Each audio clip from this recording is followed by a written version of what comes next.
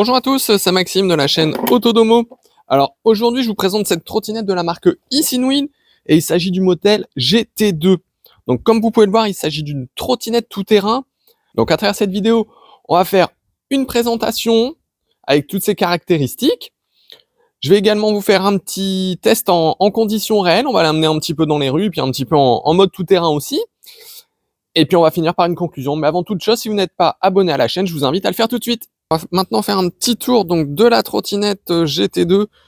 Alors tout d'abord, je voulais vous montrer le deck, le plateau. Moi, le grip comme ça, en mode un petit peu skateboard, j'aime bien, ça accroche bien. Et quand il est usé, quand il est trop sale, etc. Eh bien, écoutez, on va dans un magasin de skate et puis on en rachète un, pardon. Il y a juste à le découper à la bonne taille et puis c'est bon, on est reparti. Alors il est un petit peu sale parce que j'ai fait un petit tour avec, hein. Je l'ai essayé en mode tout terrain. On va voir ça après dans la vidéo. Ici sur le côté, on va retrouver les petites lignes bleues et vous allez le voir quand je vais allumer les phares, bah ça c'est clair et ça donne un look vraiment très sympa. À l'avant, on retrouve donc le pneu cranté, donc vous voyez, hein, je mets mon doigt dedans. Les crans ils sont vraiment énormes, je trouve, donc ça c'est vraiment très intéressant pour le côté tout terrain.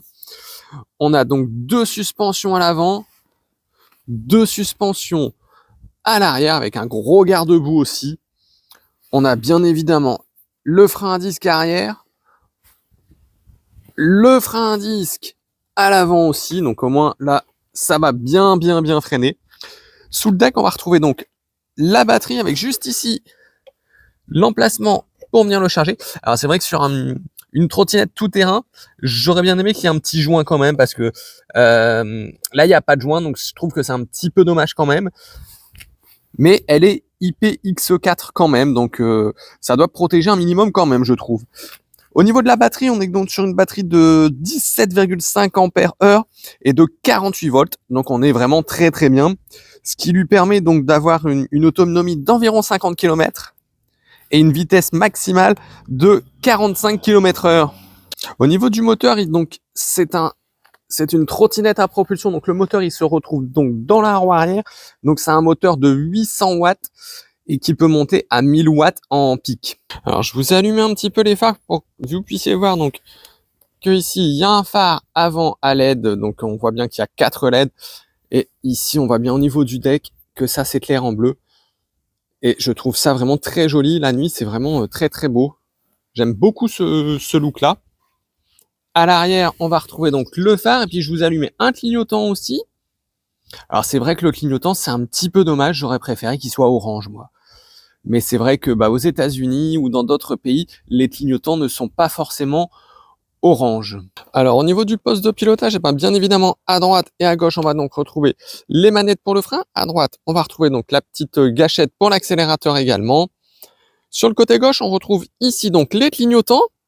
Et on peut voir que ça vient s'allumer sur l'écran également, donc c'est assez sympa ça. On ira voir juste après ce que ça donne de l'arrière, voir les clignotants.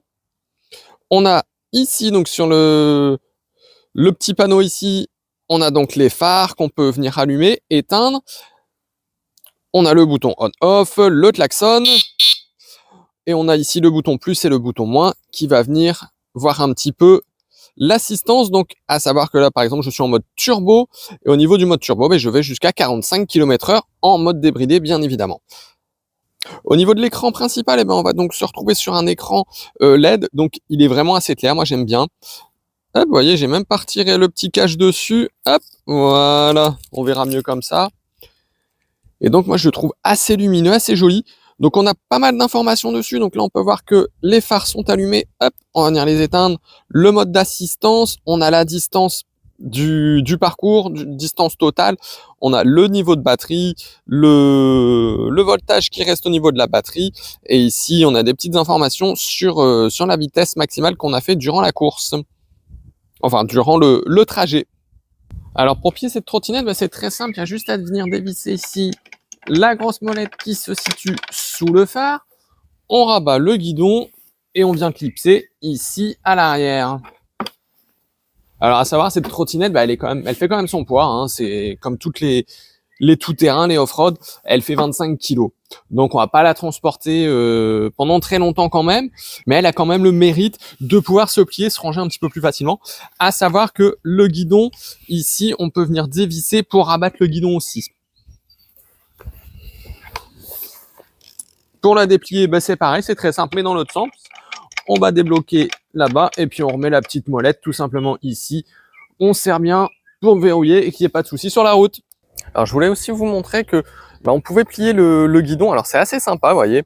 Hop, on a juste à venir visser ici. Bien entendu, on peut faire l'autre côté aussi.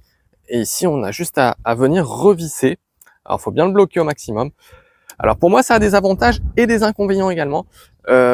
L'avantage, forcément, quand on le plie, qu'on veut le ranger dans le coffre de la voiture, des choses comme ça prend beaucoup moins de place. Au niveau inconvénient, c'est quand on a un chemin un petit peu chaotique, hein, ça fait des petites vibrations forcément et ça va venir tendance à desserrer un petit peu ici le pas de vis. Je pense que je vais faire, c'est je vais mettre un frein filet dessus, un petit peu de Loctite dessus, comme ça au moins ça bougera plus. Je pourrais plus le plier, mais bon, moi finalement il est toujours déplié, donc ça va pas trop me déranger là-dessus. Donc si vous avez ce genre de problème avec cette trottinette, un coup de frein filet dedans et ça bougera plus du tout. Donc on se retrouve donc maintenant sur la route pour un départ arrêté, histoire de voir un petit peu ce que ça a dans le ventre. Donc, vous voyez, ça accélère quand même assez fort, on est déjà à 35-36 km/h. Donc vous voyez, pour moi, je trouve que c'est quand même pas mal du tout, ça a une bonne puissance quand même. Et vous voyez, là on est à 43, 44, 45, ça y est, on y est. Donc je trouve que c'est vraiment très très bien. Donc, comme vous pouvez le voir, ça n'a pas guidonné non plus, hein, ça n'a pas tremblé. Donc sur route, c'est vraiment impeccable aussi. Alors ici, petit zigzag, histoire de voir ce que ça peut donner si on doit tourner un petit peu, faire des évitements. Petit dodane, écoutez, ça accepte super bien les dodanes, ça bronche pas, ça ne bouge pas. Donc c'est vraiment parfait. Ici, petit chemin de terre, voir un petit peu ce que ça donne. Donc chemin de terre, chemin de cailloux, hein. Écoutez, ça va très bien, puis on voit que j'étais à plus de 30 km/h quand même, donc c'est vraiment bien. Dans l'herbe, vous allez voir, hein, ça tremble un petit peu, mais en même temps, je suis à quasiment plus de 20 km/h, donc c'est normal, mais ça va très très bien. Alors il est temps maintenant de passer à la conclusion au niveau de cette trottinette off-road de la marque Isuzu. Alors pour rappel, il s'agit du modèle GT2. Alors on va commencer par les petits inconvénients, hein. Alors bien qu'elle soit IPX4, moi j'aurais bien aimé qu'il y ait un petit joint au niveau de la batterie quand on vient le mettre en charge. Au moins on est sûr à 100%. Le fait qu'ici ça puisse se dévisser, puis même quand on roule, avoir un petit jeu, c'est un petit peu problématique quand même pour moi aussi. J'aurais bien aimé aussi au niveau de la petite gâchette pour venir accélérer. Alors là c'est en plastique, moi j'aurais bien aimé que ça soit en métal parce que quand on est sur une trotte off-road, en métal, ça aurait été un petit peu plus costaud, je trouve, même si pour l'instant, pour moi, rien n'a bougé, tout est ok, hein. Au niveau des points positifs, écoutez, pour moi, la batterie, elle tient le coup. On a quand même 45 km/h de Vmax, hein, donc ça, c'est très bien aussi. Le deck est très large, les petites lumières dessus sont vraiment sympas. Elle a un look vraiment très appréciable, comme vous avez pu voir également. J'ai fait un petit peu de tout-terrain avec, ça n'a jamais bloqué et quoi que ce soit. Bien entendu, je vais pas l'emmener dans un chemin de terre, enfin dans un champ ou des choses comme ça, hein. C'est une trottinette, c'est pas non plus une motocross, hein. Mais voilà, pour moi vraiment, j'en suis très content. Le fait qu'on puisse régler la hauteur, c'est vraiment un avantage aussi. Comme ça va permettre à tout le monde de l'utiliser. Les phares sont assez puissants, il y a des clignotants dessus. Les pneus bien crantés également, c'est vraiment un bel avantage. Au niveau des freins, les freins à disque, voilà, c'est top dessus. Voilà, moi j'en suis vraiment très content pour le prix, hein, parce que forcément on peut trouver mieux, mais au niveau du prix, voilà, je trouve qu'on est sur un rapport qualité-prix qui est vraiment pas mal du tout.